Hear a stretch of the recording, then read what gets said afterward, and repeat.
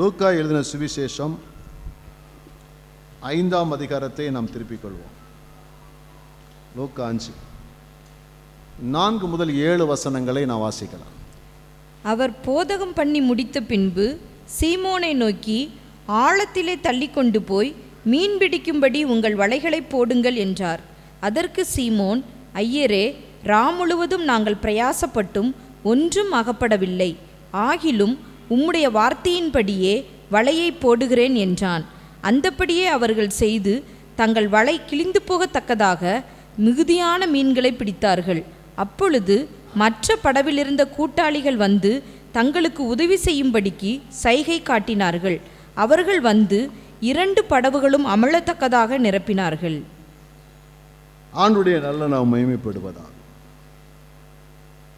நமக்குள்ளே ஒரு கேள்வி இருக்கும்.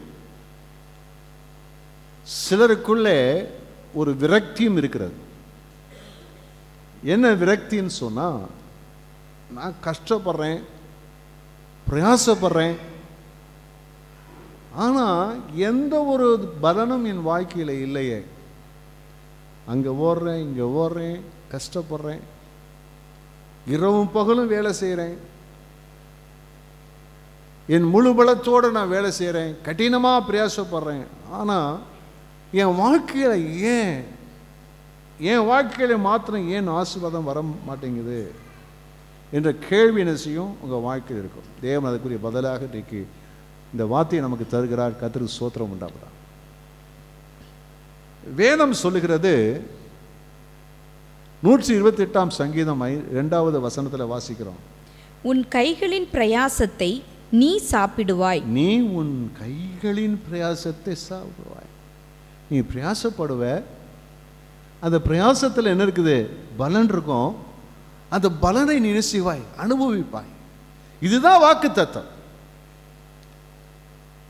வேலை செய்கிறவர்கள், பிரயாசப்படுகிறவர்கள், அதனால நன்மைகள் கிடைக்கப்பட்டு அதை நாம் அனுபவிப்போம். இதுதான் தேவனுடைய வாக்கு தத்தம். நீதிமொழிகளிலே 14ஆம் அதிகாரம் 24ஆம் வசனத்தின் முன் பகுதி விதமாய் சொல்லுகிறது, சகல பிரயாசத்தினாலும் பலன் உண்டு. சகல பிரயாசத்தினாலும் பலன் உண்டு. நாம் என்ன பிரயாசப்பட்டாலும் அதற்குன்னு ஒரு பலன் இருக்கத்தான் செய்கிறது. நான் ஒரு தொழில் செய்தால் அந்த தொழிலுக்கு ஏற்ற பலன் கிடைக்கும். ஒரு வேலை செய்தால் அதிலே நமக்கு பலன் கிடைக்கும். நாம் எந்த அளவுக்கு ஒரு வேலையை செய்கிறோமோ அந்த அளவுக்கு அதுக்கு தக்க பலன் நமக்கு கிடைக்கத்தான் செய்யும். இதுதான் தேவனுடைய வாக்கு தத்துவமும் அப்படித்தான் சொல்லுது, நீ உன் கைகளின் பிரயாசத்தை சாப்பிடுவாய். ஆனால் கேள்வி என்னன்னா, நான் முதல் சொன்னது போலவே குறைவு, வெறுமை, திருப்தி இல்லாமை, வறுமை, எப்பொழுதும் பற்றாக்குறை என் வாழ்க்கையில் இருக்கிறது என்ற நிலை இருக்கிறது நம்ம பார்க்கிறோம். ஏன் நம்முடைய வாழ்க்கையில் அது இருக்குது? அந்த குறைவு நீங்குவதற்கு நாம் என்ன செய்ய வேண்டும்? இதைத்தான் நிச்சயம் நம்ம பார்க்க போறோம். கர்த்தருக்கு ஸ்தோத்திரம் உண்டாகுதா. இங்கே நாம் எல்லாருக்கும் அறிமுகமானதான ஒரு வேத பகுதியை நம்ம பார்க்கிறோம். ஆண்டவராய் இயேசுவானவர் கெனசரேத்து கடல் அருகே நிற்கிறார். நிற்கும் போது திரளான ஜனங்கள் இயேசுவிடத்திலே அவருடைய போதகத்தை கேட்கும்படியாக கூட்டம் கூட்டமாக என்ன செய்கிறார்கள்? வருகிறார்கள். வரும்போது ஆண்டவர் அவர்களுக்கு உபதேசம் பண்ண அவர் எத்தனிக்கிறார். எத்தனிக்கும் போது இந்த திரள் கூட்ட ஜனங்களுக்கு போதிப்பதற்கு உட்கார்வதற்கு ஒரு இடம் தேவை. ஆனால் கடற்கரைகளை பார்த்தீங்க சொன்னால் அங்கே உட்காரக்கூடியதான இடங்கள் கிடையாது. ஆனால் அங்கே பார்க்கும்போது 2 படகுகள் நிற்கிறது. அந்த 2 படகுகளிலே காலியாக இருக்கக்கூடிய 2 படகுகள் இருக்கிறது. அங்கே இருக்கும்போது ஆண்டவராய் இயேசுவான ஒரு படகுல என்ன செய்கிறார்? ஏறுகிறார். கர்த்தருக்கு ஸ்தோத்திரம் உண்டாவதாக. அதில் குறிப்பிடப்பட்டிருக்கிறது, அது சீமோனுடையதாக இருந்தது. இயேசுவானவர் என்ன செய்யலைன்னு சொன்னால், நான் இதில் ஏறட்டுமான்னு கேட்கல, ஆனால் ஏறிட்டார். ஏறிட்டு என்ன சொல்கிறாருன்னா, இயேசுவானவர் அங்கே சற்று கரையில் தள்ளுப்பா, கரையில் தள்ளு, ஜனங்களுக்கு உபதேசம் பண்ணக்கூடிய நிலையிலே இந்த வசதியை உண்டு பண்ணி கொடுன்னு சொல்லி அவர் கேட்கிறார். அதே போல அங்கே நடந்ததை குறித்து என்ன செய்கிறோம் நம்ம பார்க்கிறோம். இங்கே இயேசுவானவர் ஏறின படகு என்ன அப்படின்னு பார்த்தீங்கன்னா, இது எதை குறிக்கிறது என்று சொன்னால், இது காலியான ஒரு படகு தான். ராம் முழுமையும் இந்த படகு கடலிலே பல பகுதிக்கு சென்றது.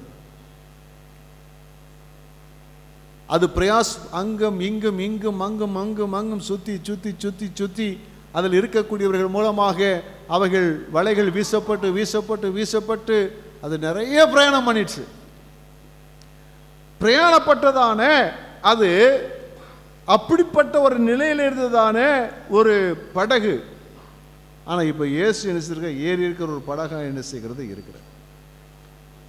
நம்முடைய வாழ்க்கையில் நம்ம ஆசீர்வதிக்கப்பட வேண்டும் என்று சொன்னால், பின்னாடி நீங்கள் பார்த்தீங்கன்னா உங்களுக்கு தெரிஞ்சது தான், நம்முடைய வாழ்க்கையில் நம்ம ஆசீர்வதிக்கப்பட வேண்டும் என்று சொன்னால், நம்முடைய வாழ்க்கையிலே அல்லது நமக்கும் இயேசுவுக்கும், நம்முடைய தொழிலுக்கும் நம் இயேசுவுக்கும், நம்முடைய வேலைக்கும் நம்முடைய இயேசுவுக்கும், நம்முடைய குடும்பத்திற்கும் நம் ஆண்டவராய் இயேசு கிறிஸ்துவுக்கும், நாம் செய்யக்கூடிய வியாபாரத்திற்கும் இயேசுவுக்கும் ஒரு நல்ல ஒரு தொடர்பு இருக்க வேண்டும். அது ரொம்ப ரொம்ப முக்கியமானது. இயேசுவானவருக்கு ஒரு தேவை இருக்கிறது. என்ன தேவை? திரள் கூட்ட ஜனங்கள் இருக்கிறார்கள், அவருக்கு பிரசங்கம் பண்ணணும் அல்லது உபதேசம் பண்ணணும். தேவனுடைய ஊழியம் நிறைவேற வேண்டும். தேவனுடைய ஊழியம் நிறைவேறுவதற்காக ஒரு தேவை இயேசுவுக்கு இருக்கிறது. அதே சமயத்தில் இந்த படகுக்கு சொந்தக்காரருக்கு ஒரு தேவை இருக்குது. என்ன தேவை? அவருக்கு வருமானம் தேவை, வசதி தேவை. அந்த படகுக்கு உரிமைக்காரருக்கு என்ன தேவை என்று சொன்னால், அந்த படகை எதுக்காக வச்சிருக்கிறாரு? அவர் சம்பாதித்து குடும்பத்தை காப்பாற்றணும், அதுக்காக இந்த படகை வச்சிருக்கிறார். அப்போ இந்த படகின் உரிமையாளருக்கு ஒரு தேவை இருக்கிறது, இயேசுவானவருக்கு ஒரு தேவை இருக்கிறது, நமக்கு ஒரு தேவை இருக்கிறது, தேவனுக்கு ஒரு தேவை இருக்கிறது. ஆமீன் சொல்லுவோமா? அல்லேலூயா. கர்த்தருக்கு ஸ்தோத்திரம் உண்டாவதா. பக்கத்தில் சொல்லுங்களேன், நமக்கும் ஒரு தேவை இருக்குது, நம்ம படைச்ச கடவுளாகி இயேசுவுக்கு ஒரு தேவை இருக்கிறது. அல்லேலூயா. கர்த்தருக்கு ஸ்தோத்திரம் உண்டாவதாக. அநேக சமயம் நினைப்போம், ஆண்டவருக்கு என்னப்பா தேவை? வானத்தையும் பூமியும் கிடைச்ச கடவுளுக்கு அவருக்கு என்ன தேவை இருக்குது? அவருக்கு பொண்ணு வெளியெல்லாம் தேவைப்படாது. ஆனால் அவருடைய ஊழியத்தை செய்வதற்கு சில காரியங்கள் என்ன செய்கிறது? தேவைப்படுகிறது. அப்போ ஆண்டவர் என்ன செய்யற? செலக்ட் பண்றாரு. அதான் விசேஷமானது. 2 படகு இருக்குது, ஆனா அந்த படகிலே தேவனால் தெரிந்து கொள்ளப்பட்ட படகு விசேஷமானது. 1000 படகுகள் இருக்கலாம், அநேகருடைய தொழில்கள் இருக்கலாம், ஆயிரக்கணக்கான கோடிக்கணக்கான தொழில்கள் இருக்கலாம், வேலை செய்யக்கூடியதான வேலை ஸ்தலங்கள் அநேகம் இருக்கலாம். ஆனால் தேவன் எதை தெரிந்து கொள்கிறார்களோ அது பாக்கியம் உள்ளது. கர்த்தருக்கு ஸ்தோத்திரம் உண்டாவது. அப்போ அந்த படகு இந்த காலியான ஒரு படகு தான். ஆனால் அந்த படகை ஆண்டவர் சொல்றாரு, அப்பா இந்த படகை சற்றே தள்ளு, கரைக்கு தள்ளு அப்படின்னு சொல்றாரு. இந்த படகுல இருந்து நான் என்ன செய்யணும்? நான் ஊழியம் செய்யணும். என்னுடைய தேவை நான் நிறைவேற்ற வேண்டும். ஜனங்களுக்கு நான் செய்ய வேண்டிய ஒரு காரியத்தை நான் செய்ய வேண்டும், உபதேசம் பண்ண வேண்டும். இந்த இவர் செய்திருக்கலாம், 2 காரியம் செய்திருக்கலாம். ஒன்று, ஆண்டவரே அப்படி சந்தோஷமா இடம் கொடுத்துட்டு கர்த்தர் சொன்ன செய்திருக்கலாம். இல்லைன்னு என்ன சொல்லிருப்பான்? ஆண்டவரே அடுத்த படம் போய் பாரோம் சொல்லியிருக்கலாம். சொல்லியிருக்கலாம சொல்லிக்க கூடாதா? ஏங்க சொல்லுங்க, சொல்லிக்காம சொல்லிக்க கூடாதா? சொல்லியிருக்கலாம். நானே நொம்பலப்பட்டு கஷ்டப்பட்டு ராத்திரி மூலம் கஷ்டப்பட்டு பிரயாசப்பட்டு தூக்கம் இல்லாமல் ஒரு மீன் கூட பிடிக்காம நான் வேதனையாக வந்திருக்கிறேன், இப்போ போய் என் படகை தள்ளி அதில் உட்கார போகிறேன், உபதேசம் பண்ண போகிறேன்னு சொல்கிறீங்க அப்படின்னு சொல்லியிருக்கிறான். ஆனால் இந்த பேதுரு சந்தோஷமாக தன் படகை ஆண்டவர் ஏறுவதற்கு அனுமதித்தது மாத்திரமல்ல, அவர் ஊழியம் செய்வதற்கு அவர் விரும்பின இடத்திலே கொண்டு போய் வைத்து ஆண்டவர் ஊழியம் செய்வதற்குரிய சூழ்நிலைகளை உண்டாக்கி கொடுத்ததை கொடுத்து என்ன செய்கிறோம் நம்ம பார்க்கிறோம். கர்த்தருக்கு ஸ்தோத்திரம் உண்டாவதாக. தேவன் நம்மை ஆசீர்வதிப்பதற்கு முன்பதாக நம்முடைய வாழ்க்கையிலே நம்மை ஆசீர்வதிக்கிறதுக்கு முன்பதாக நம்முடைய வாழ்க்கையில நன்மை செய்வதற்கு மூலமாக நம்முடைய வாழ்க்கையில பெருக்கமான நன்மைகளை நம்முடைய வாழ்க்கையில கொடுப்பதற்கு முன்பதாக தேவன் நம்முடைய வாழ்க்கையில ஒன்றை எதிர்பார்க்கிறார். என்ன எதிர்பார்க்கிறார்? நம்மிடத்தில் முதலாவது நாம் என்ன செய்ய வேண்டுமோ அதை செய்ய கர்த்தர் நம்மிடத்தில் எதிர்பார்க்கிறார். முதலாவது நாம் என்ன செய்யணுமோ, கர்த்தருக்கு என்ன செய்யணுமோ அதை செய்யணும். அவருடைய தேவையை நாம் நிறைவேற்றுவதாக என்ன செய்து கொள்ள வேண்டும், இருக்க வேண்டும். அல்லேலூயா. இயேசுவானவர் அவர் வீதியிலே போய் கொண்டிருக்கும் போது ஒரு மனிதனை பார்த்து இப்படி கேட்கிறார். மத்தேயு 19ஆம் அதிகாரம் 5ஆம் வசனத்திலே நாம் அதை பார்க்கிறோம். இயேசு அந்த இடத்தில் வந்தபோது அண்ணாந்து பார்த்து அவனை கண்டு, சகேயுவே, நீ சீக்கிரமாய் இறங்கி வா, இன்றைக்கு நான் உன் வீட்டிலே தங்க வேண்டும் என்றார். அப்போ ஆண்டவர் எரிகோவுக்குள்ளே நுழையும் போது, அதில் நுழைந்து அந்த எரிகோவின் வீதிகளிலே போய் கொண்டிருக்கும் போது அங்கே ஒரு மனுஷனை பார்க்கிறார். பார்த்தபொழுது அவர் பார்க்கிறார், அவருடைய வாஞ்சியை பார்க்கிறார், ஆர்வத்தை பார்க்கிறாரு, எல்லாத்தையும் பார்த்துட்டு என்ன செய்யறாருன்னா, ஆண்டவர் சொல்றாரு, சகைவே சீக்கிரமா இறங்கி வாப்பா, நான் அவன் வீட்டில் இன்னைக்கு தங்கணும். ஆமீன் சொல்லுவோமா? அல்லேலூயா. கர்த்தருக்கு ஸ்தோத்திரம் உண்டாவதாக. ஆண்டவர் எந்த ஒரு காரியத்திலுமே முதல் காரியத்தை தேவன் நம்மகிட்ட எதிர்பார்க்கிறார். தேவன் நம்ம ஆசீர்வதிக்கணும்னா, நம்ம உயர்த்தணும்னா, நம்முடைய வாழ்க்கையில் அற்புதத்தை செய்யணும்னு சொன்னால், தேவன் அவர் சொல்லுவதை செய்வதற்கு நான் முதலிடம் கொடுக்க வேண்டும் என்று கர்த்தர் எதிர்பார்க்கிறார். செகண்ட் இடத்தை கர்த்தர் ஏற்றுக்கொள்ள மாட்டேன். எதுலையுமே ஃபர்ஸ்ட் கேட்கிறார். முதல்ல என்ன செய்யணும்? எடுத்த உடனே சொல்ற, நான் உன் வீட்டில் வரணும்ப்பா, உன் வீட்டில் தங்கணும். உடனே என்ன செய்கிறான்? உடனே அவன் கீழே இறங்கி இயேசுவை வீட்டுக்கு கூட்டிகிட்டு போகிறான். ஆண்டவர் சொல்கிறாரு, இன்றைக்கு இந்த வீட்டுக்கு ரட்சிப்பு வந்தது, அப்படி வீட்டுக்கு மாற்றம் வந்து என்ன தேவையோ அது அந்த வீட்டுக்கு வந்தது, ஆசீர்வதிக்கப்பட்டதை குறித்து நம்ம பார்க்கிறோம்.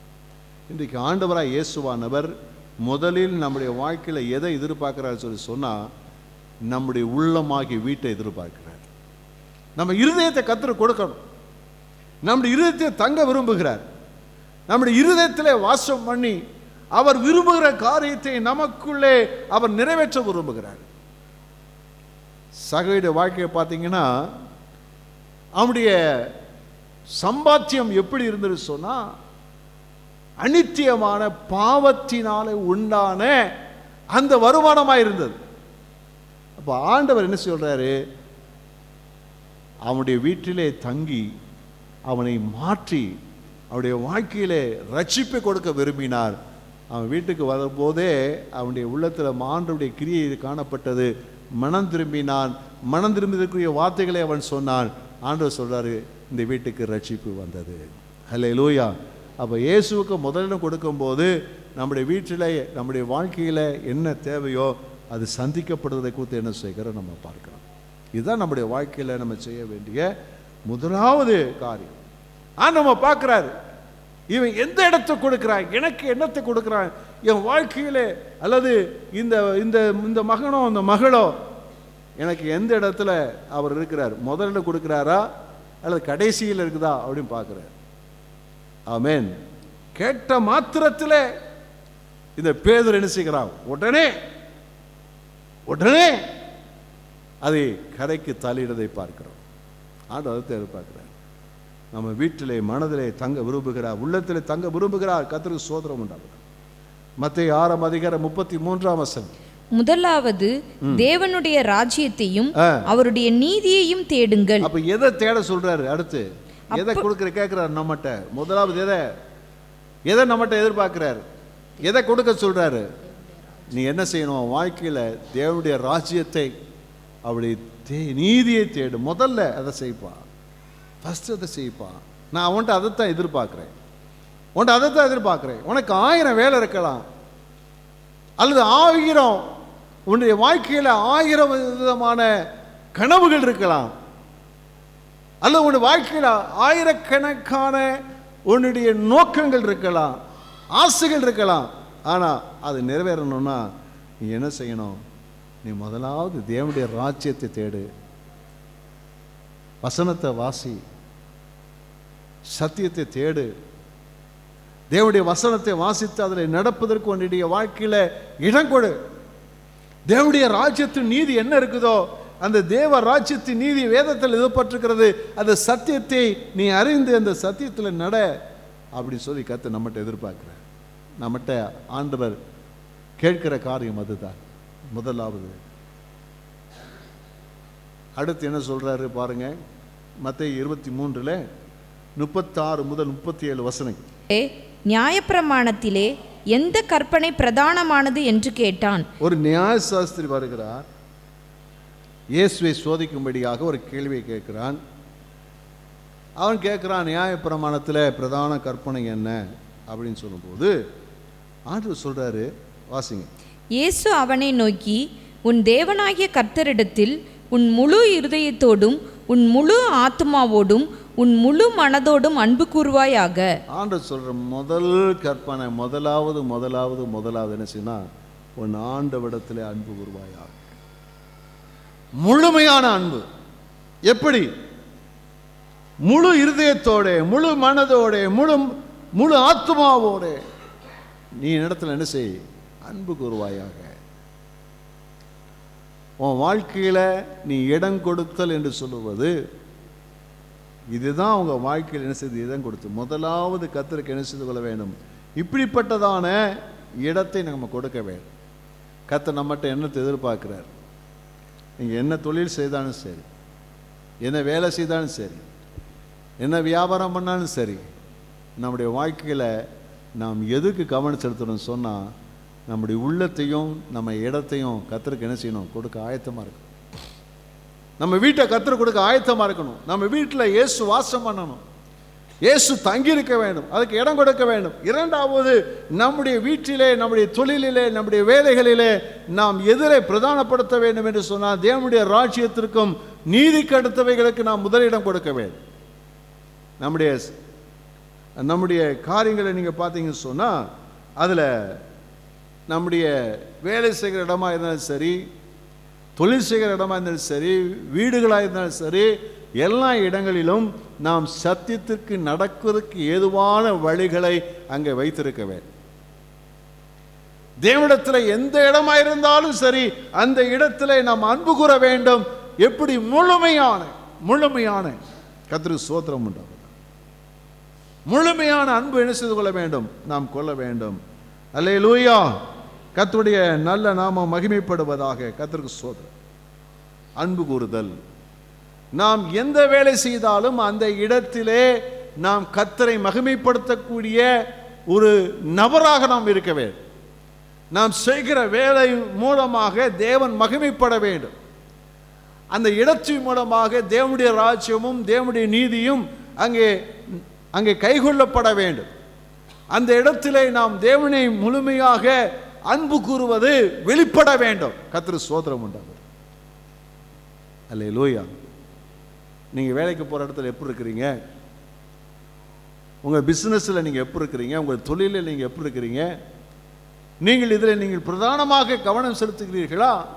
அல்லது நீங்கள் சபைக்கு வரும்போதோ வீட்டில் இருக்கும்போதோ நீங்கள் கர்த்தரை தேடி போகிற இடங்களிலே கர்த்தருக்கு முதலிடம் கொடுக்காத இடத்துல இருக்கிறீர்களா? நீங்கள் கொடுத்துட்டு சொன்னால் அது கொடுத்தால் தேவன் அதை விரும்புகிறார். கர்த்தருக்கு ஸ்தோத்திரம் உண்டாகும். முதலிடம் நம்ம கர்த்தருக்கு கொடுக்க வேண்டும். ஒன்று, நம் வீட்டை, நம் தொழிலை கர்த்தருக்கு கொடுக்க வேண்டும். அந்த இடத்திலே தேவனுடைய ராஜ்யத்தின் நீதியும் தேடக்கூடிய அந்த காரியங்களை நம்முடைய வாழ்க்கையை நாம் நடப்பிக்க வேண்டும்.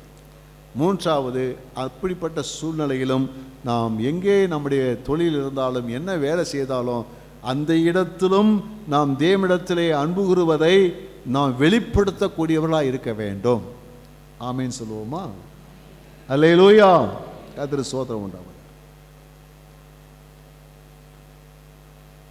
நான் வேலை செய்யும்போது அந்த நேரங்கள் என்ன செய்வாங்கன்னா, நான் வேலை செய்கிற இடத்துல இந்த ஆர்டர்ஸ் நிறைய வாங்கியிருப்பாங்க. இந்த ஆர்டர்ஸ்லாம் வருஷப்புறாக செஞ்சுக்கிட்டே இருப்பாங்க. அப்போ ஆர்டர்ஸ் விடும்போது சில கம்பெனிகள் என்ன செய்வாங்கன்னா கேட்பாங்க, இந்த வேலை முடிஞ்சிருச்சா அவசரம் கேட்பாங்க. அப்போது அந்த ஓனர் சொல்லியிருப்பார், ஆமாம் வேலை நடந்துருக்குன்னு சொல்லுவாங்க. அந்த வேலையை நமக்கு தொட்டிருக்கவே மாட்டோம். அந்த வேலையை தொட்டிருக்கவே மாட்டோம். ஆனால் என்ன சொல்லுவாங்கன்னா, வேலை நடந்துட்டுருக்கு, உங்கள் வேலையை நான் பார்த்துட்ருக்கேன், சீக்கிரம் முடிஞ்சிருன்னு சொல்லுவாங்க. நம்ம யாராக இருக்கிறோம்? தேவனுடைய பிள்ளைகளாக இருக்கிறோம். நம்ம என்ன செய்ய முடியாது? அப்போ ஒரு நாள் எனக்கு அந்த பிரச்சனை வந்தது. வந்தபோது நான் சொன்னேன், ஐயா நான் கிறிஸ்தவன், நான் கிறிஸ்தவனாக ஆகிட்டேன், ஆண்டுடைய பிள்ளை ஆகிட்டேன், இனி பொய் சொல்ல முடியாது. நான் பொய் சொல்ல முடியாது. வேலைக்கு வந்துட்டா நீங்க இங்க எப்படி நடக்கிற அப்படிதான் நடக்கணும், அப்படி ஒரு வேலை எனக்கு வேண்டாம், வேற வேலைக்கு போயிட்டேன். ஒரு அல்லேலூயா சொல்லுவோமா? கர்த்தருக்கு ஸ்தோத்திரம் உண்டாவதாக. ஒரு பொய் சொல்லக்கூடிய ஒரு சூழ்நிலை. நாங்க ஆண்டவருடைய பிள்ளை, நான் பொய் சொன்னேன்னா என்ன செய்யும்? தேவன் நாம தூசிக்கப்பட்டோம். அது கேட்பாங்க, ஏய் நீ கிறிஸ்தவனா இருக்கிற, கிறிஸ்தவனா இப்படி பொய் சொல்லலாமா? உண்மைதானா? அல்லேலூயா. ஆக நான் அதை செய்ய முடியாது. பதில் சொல்லாம இருக்கலாமே தவிர என்ன செய்ய முடியாது? பொய் சொல்ல முடியாது. ஆண்டவர் நல்லவர். இதே போலதான் என்ன சொன்னா, நம்ம தேவனுடைய பிள்ளைகள் தேவனிடத்தில் அன்பா இருக்கிறவர் என்பது சொல்ல வேண்டும். நான் நிரூபிக்கணும். வேலை போனாலும் போகட்டும்பா, உனக்கு இல்லைன்னா இந்த வேலைன்னா 1000 வேலை எனக்கு ஏசு தருவார். ஆனால் கர்த்தரை விட்டுட்டா நான் என்ன செய்ய முடியாது, வேற வழி எனக்கு கிடையாதுன்னு சொல்லணும். அப்படிப்பட்ட இடத்துக்கு கர்த்தரிடத்திலே அன்பு கூறுதல் என்று சொல்லி அப்படித்தான் இதைத்தான் கொள்ள வேண்டும். அதே போல பார்த்தீங்கன்னு சொல்லி சொன்னா, மல்கியா 3:10 கர்த்தர் சொல்லி இருக்கிறார். அவர் முதலாவது என்ன சொல்றார்? முதலாவது என் ஆலயத்தில் ஆகாரம் உண்டாகும்படி தசம பாகங்களை எல்லாம் என்ன செய்யுங்க, பண்டக சாலைக்கு கொண்டு வாங்க அப்படின்னு சொல்றார். தசம பாகங்களை எல்லாம் பண்டக சாலைக்கு கொண்டு வாங்க. அப்ப தேவனுடைய ஆலயம் என்று சொல்லும்போது அதிலே அநேக காரியங்கள் இருக்கிறது. ஆசாரியர் இருக்கிறார்கள், லேவியர்கள் இருக்கிறார்கள், அநேக ஊழியங்கள் என்ன செய்கிறது இருக்கிறது. ஆகையினால இந்த ஆலயத்தை என்ன செய்யணும், ஆகாரம் இருக்கணும். ஆகையினாலே உன்னுடைய தசம பாகத்தை என்ன செய்ய கொண்டு வா அப்படின்னு சொல்றார். முதல் பிறந்தது, முதற் பலன்கள், அவைகள் எல்லாம் என்ன செய்யணுமா, நம்ம கர்த்தருக்கு என்ன செய்யணும், கொண்டு வரும். அப்போ தேவனோடு ஒரு உடன்படிக்கை நமக்கு இருக்கணும். ஒரு உடன்படிக்கை. என்ன உடன்படிக்கை? ஆண்டவரே நீங்க என்னோட கூட இருங்க, நான் உங்களோட கூட இருக்கிறேன்.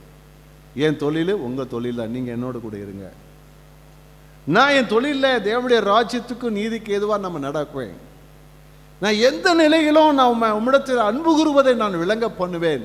அதே போல நீ கொடுக்கிற வருமானத்தில் எல்லாம் நான் 10% என்று சொல்லக்கூடிய தசமபாகங்களை நான் உம்முடைய பண்டக சாலையில கொண்டு வந்து, சபையில கொண்டு வந்து நான் காணிக்கை பெட்டியில போடுவேன்.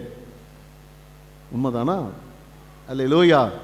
இதுதான் நாம் தேவனோடு கூட பண்ணக்கூடிய ஒரு உடன்படிக்கை. தேவன் நம்மை ஆசீர்வதிப்பதற்கு தேவனுக்கு அவன் கேட்காமலேயே அவர் என்ன செய்கிறார், தன்னை தேவ சமூகத்தில் அர்ப்பணிக்கிறார், தன் தொழிலை அர்ப்பணிக்கிறார். அர்ப்பணிக்கும் போது ஆண்டவர் சொல்றாரு, ஆண்டவர் அவனுடைய அற்புதமாக நடத்ததை குறித்து என்ன செய்கிற நம்ம பார்க்கிறோம். அல்லேலூயா. கர்த்தருக்கு ஸ்தோத்திரம் உண்டாவதாக. இப்போ இயேசுவானவர் அவர் அதில் உட்கார்ந்துட்டாரு, படகுல உட்கார்ந்துட்டாரு. ராஜாவாக மேசியாவாக உட்கார்ந்து அவர் என்ன செய்கிறார்னா அவருடைய ஊழியத்தை அற்புதமாக செய்கிறார். அங்கே உட்கார்ந்து ஆளுகை செய்கிறார். அவர் என்னென்னலாம் பேச வேண்டுமோ அவைகளெல்லாம் ஜனங்கள்கிட்ட பேசுகிறாரு, எல்லாம் பேசி முடிக்கிறார். ஒரு அல்லேலூயா சொல்லுவோமா? அல்லேலூயா. முடிஞ்ச உடனே ஆண்டவர் போயிட்டு வரேன்னு சொல்லிட்டு போகலை. அதுதான் வித்தியாசமான. நம்ம ஜனங்கள் இருக்கிறார்களே, காரியம் முடிச்சுட்டு அனுப்பிச்சுவாங்க, பாய், தேங்க்யூ, காட் பிளஸ், போயிட்டு போயிடுவான். சரி, அதுவும் சொல்ல மாட்டோம்.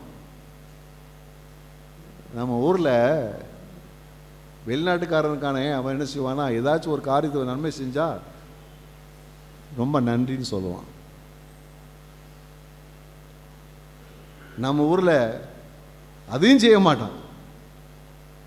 நீங்கள் யாருக்காச்சும் ஒரு பேனா கொடுத்துருப்பீங்க, அலுவலகத்தில் ஏதாவது ஒரு பேனா கொடுத்துருப்பீங்க, பேங்க்லேயோ போகிற இடத்துல ஒரு பேனா கொடுத்துருப்பீங்க. அதை வாங்கினவங்க திருப்பி கொடுக்கும்போது எப்படி செய்யணும்? ரொம்ப நன்றின்னு சொல்லி கொடுக்கணும் இல்லையா? இவன் அப்படி கொண்டு போயிடுவான்.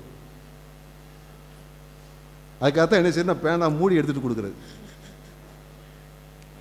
இப்போ தான் விளக்கிருப்பீங்க, பாஸ்டர் ஏன்டா மூடி எடுத்துகிட்டு கொடுக்குறாருன்னு. அல்லேலூயா. அப்போ ஜனங்களுக்கு என்ன சொல்லி சொன்னால், ஒரு நம்ம செய்த உதவியை யாரும் நினச்சி கூட பார்க்க மாட்டான். கிடைச்ச வரைக்கும் லாபம் தான் பார்ப்பாங்க. ஆனால் இயேசுவானவர் அப்படி அல்ல. கர்த்தருக்காக ஒரு காரியத்தை செய்த போது, அப்படி சொந்த படகை கொடுத்த போது, தேவன் என்ன செய்கிறாருன்னா, அவருடைய அர்ப்பணிப்பை பார்க்குறாரு, அவருடைய தியாகத்தை பார்க்குறாரு, அவருடைய கீழ்ப்படுதலை என்ன செய்கிறார் ஆண்டவர் பார்க்குறாரு. அவன் தேவன் மேலே வைத்திருக்கிற அன்பை பார்க்குறார், எல்லாவற்றையும் பார்க்கிறார். பார்த்து என்ன செய்யறார் சொல்லி சொன்னா, ஆண்டவர் அவனோடு கூட பேசுகிறார். 5ஆம் வசனத்தில், 5ஆம் அதிகாரத்தில் 4ஆம் வசனம், லூக்கா 5:4. அவர் போதகம் பண்ணி முடித்த பின்பு சீமோனை நோக்கி, ஆழத்திலே தள்ளி கொண்டு போய் மீன் பிடிக்கும்படி உங்கள் வலைகளை போடுங்கள் என்றார். ஆண்டவர் சொல்றார், அப்பா சீமோனே, சீமோனே, நீ எனக்கு ஒரு உதவி செய்தாய். உன் மூலமாக ஆயிரக்கணக்கான ஜனங்கள் தேவனுடைய வார்த்தையை கேட்டார்கள். உன்னாலே அவர்கள் ஆசீர்வதிக்கப்படுவதற்கு ஒரு வாய்ப்பை நீ உண்டாக்கி கொடுத்தாய். ஆகையினாலே உனக்கு ஒரு ஆசீர்வாதத்தை நான் தரப்போறேன். நீ என்ன செய்யணும் தெரியுமா? நீ உன் படகை என்ன செய்ய, தள்ளி கொண்டு போய் நீ ஆழமான கடலில் ஆழமான இடத்துல போய் என்ன செய்ய, வலைய போடு. அல்லேலூயா. கர்த்தருக்கு ஸ்தோத்திரம் உண்டாவதாக. அதுக்கு அவர் என்ன பதில் சொல்ற பாருங்க. அதற்கு சீமோன், ஐயரே, ரா முழுவதும் நாங்கள் பிரயாசப்பட்டும், ஐயர்னு சொன்னா போதகர், ரா முழுவதும் நாங்கள் பிரயாசப்பட்டும் ஒன்றும் அகப்படவில்லை. ஆகில் அவர் என்ன சொல்றாருன்னா, இதை சொன்ன மாத்திரத்தில் அவருக்கு ஒரு அதிர்ச்சி. என்ன இவரு இப்படி சொல்றாரு, என்ன இப்படி சொல்றாரு, இவர் எல்லாம் அறிந்தவர் எப்படி இப்படி சொல்றாரு? போதகரே, ராத்திரி முழுதும் பிரயாசப்பட்டோம்,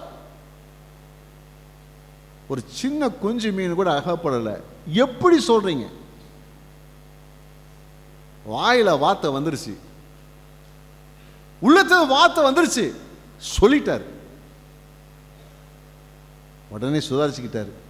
ஆகினாலும் வாசிங்க. ஆகிலும் உம்முடைய வார்த்தையின்படியே வலையை போடுகிறேன் என்றான். உம்முடைய வார்த்தையின்படியே வலையை போடுகிறேன். ஒரு அல்லேலூயா சொல்லுவோமா? அல்லேலூயா. அப்போ தேவனுக்கு முதலிடம் கொடுத்து, அவரை தன்னுடைய வாழ்க்கையில இடம் கொடுத்து, தன்னுடைய தொழிலுக்குரிய அந்த படகிலே அவருக்கு இடம் கொடுத்து, அவரை தன்னுடைய தொழிலிலே அவர் இணைத்து கொண்டதை குறித்து என்ன செய்கிறோம் நம்ம பார்க்கணும். நம்ம ஆண்டவரை எந்த விதத்தில் ஆகிடும் நம்ம அவரை இணைச்சிக்கொள்ளணும். நம்ம லைஃப்பில் இணைச்சிக்கணும், அவரை இணைச்சிக்கணும். எப்படியாவது இணைத்து கொண்டார். இப்பொழுது ஆண்டு சொல்லிட்டார். இணைத்து கொண்டதுனால ஆண்டு சொல்றார், உன்னை சும்மா விட மாட்டான்ப்பா, உன்னை ஆசீர்வதிக்க விடுமுறேன். நீ என்ன செய், போ, நான் சொல்ற இடத்துல போய் என்ன செய், இந்த தொழிலை தொடங்கு, நான் சொல்ற விதத்தில் இந்த தொழிலை செய், நான் சொல்ற விதத்தில் இந்த வேலையை செய், நான் சொல்ற விதத்தில் இந்த காரியத்தை நீ நடப்பி. உள்ள சொல்லுது, அது எப்படி? எக்ஸ்பீரியன்ஸ் சொல்லுது, அனுபவம் சொல்லுது, நான் திறமையுள்ளவன், அனுபவசாலி. அது எப்படி நடக்கும்? இப்பதான் அப்படி பண்ணிட்டு வந்திருக்கிறோம். அது எப்படி நடக்கும்? ஆனாலும் அவன் சுதாரித்து கொண்டான். ஆயினும் உம்முடைய வார்த்தையின்படியே நான் வாழ போறேன். ஒரு அல்லேலூயா சொல்லுவோமா? அல்லேலூயா.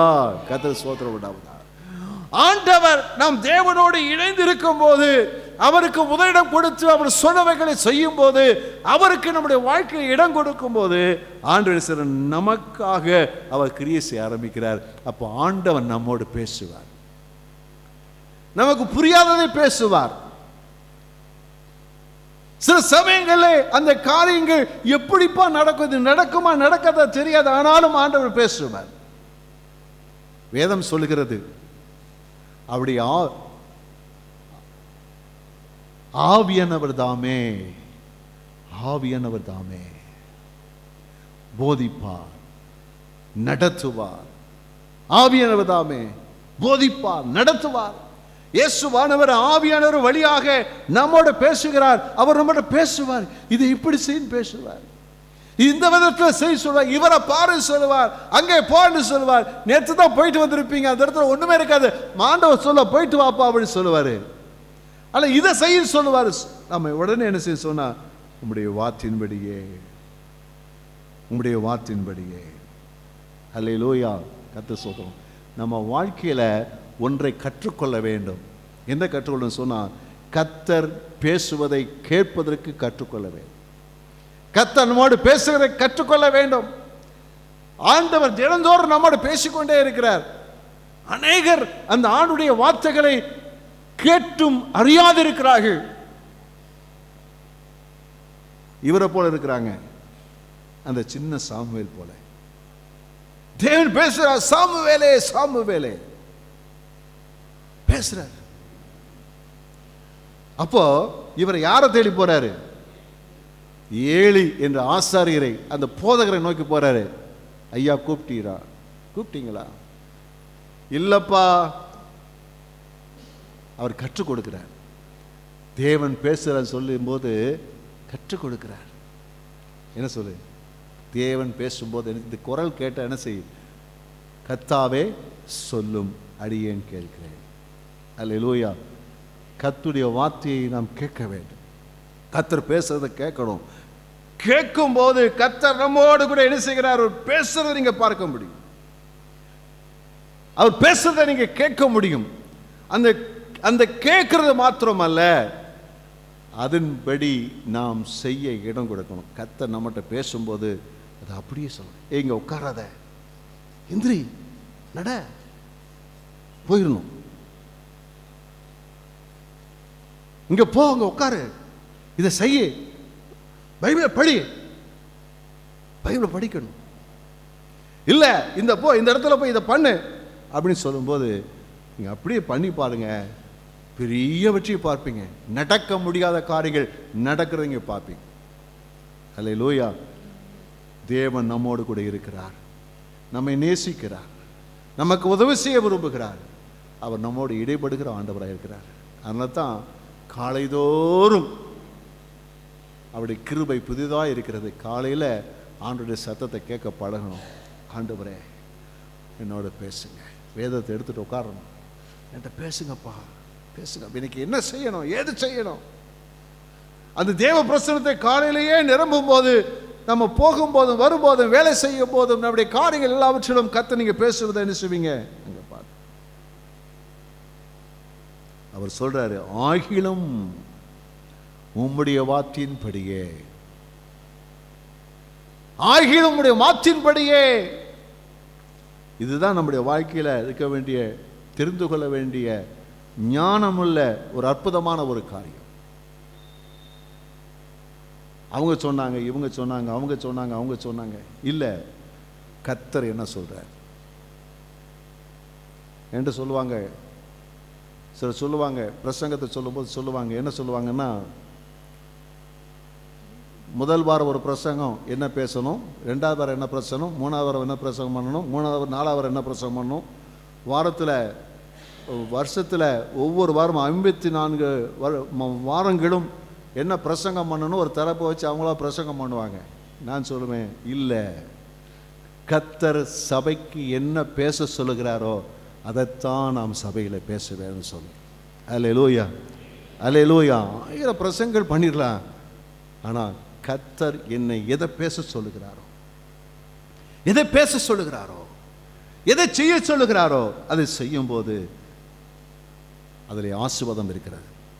கர்த்தர் நம்மோடு பேசுகிறார், கர்த்தர் நம்மகிட்ட பேசுகிறார், ஆண்டவங்கிட்ட பேசுவார், இதை இப்படி பண்ணுன்னு சொல்லி பேசுவார். பேசும்போது வேறு காரியம் ஒன்றும் யோசிக்காதீங்க, ஒன்றையும் ஆலோசனை பண்ணாதீங்க, உடனே நீங்கள் செய்யுங்க. அது நடக்கும்போது அற்புதம் நடக்கும். அவர் போய் அதே போல் என்ன செய்கிறாருன்னா, பேதுரு போகிறார், தன்னுடைய கூட்டாளிகளை கூட்டிக்கிட்டு போகிறாரு.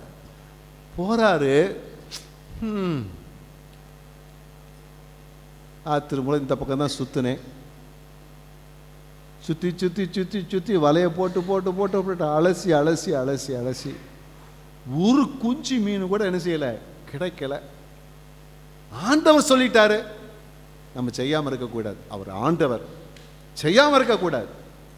ஆகினால அவர் சொன்னதுக்காக போடுன்னு சொல்லி போட்டுட்டு எப்படி இழுத்துருப்பாரு நினைக்கிறீங்க? எடுத்து பார்த்துட்டாரு, இங்கடா ஒரு மாதிரி இருக்குது, இழுக்கிறாரு முடியல, இழுக்கிறாரு முடியல, இழுக்கிறாரு முடியல, கொஞ்சம் கூட அதை அசைக்க முடியல, அசைக்க முடியல.